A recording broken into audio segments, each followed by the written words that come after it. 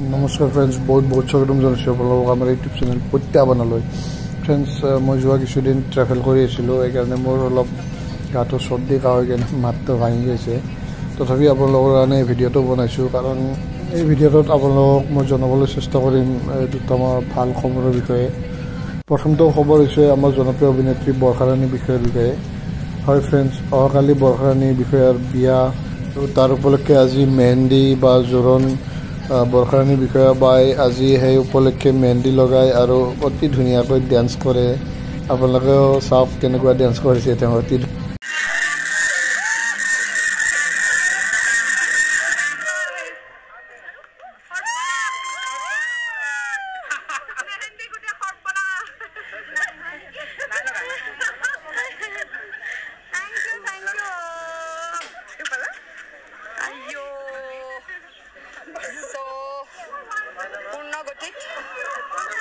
আজি প্ৰথম দিনটো আৰম্ভ হৈছে, আপোনালোকৰ লগতো অকণমান শ্বেয়াৰ কৰিলোঁ মোৰ ফূৰ্তি। আশীৰ্বাদ কৰিব, লগ পাই থাকিম।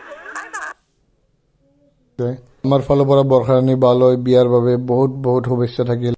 তেওঁৰ যাতে বৈবাহিক জীৱন ভাস্কৰ বৰুৱাৰ সৈতে অতি সুখৰ হয় আৰু তেওঁ যাতে ভৱিষ্যত অতি সুন্দৰ হয়, তাৰ বাবে আমাৰ ফালৰ পৰা আমি প্ৰাৰ্থনা কৰিলোঁ ভগৱানৰ ওচৰত। হৈছে বলিউডৰ জনপ্ৰিয় অভিনেত্ৰী কৰিনা কাপুৰ খান আৰু ছেইফ আলী খানৰ নতুন সন্তানৰ বিষয়ে।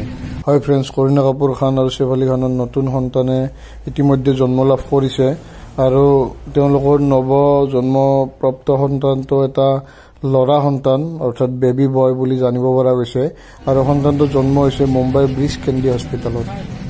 ফ্ৰেন্ডছ, আমাৰ ফালৰ পৰা কৰিনা কাপুৰ খান আৰু ছেইফ আলী খানলৈ বহুত বহুত শুভেচ্ছা থাকিল। এই ভিডিঅ'ত বাছ ইমানেই। থেংক ইউ ফৰ ৱাচিং। Bye bye, take care.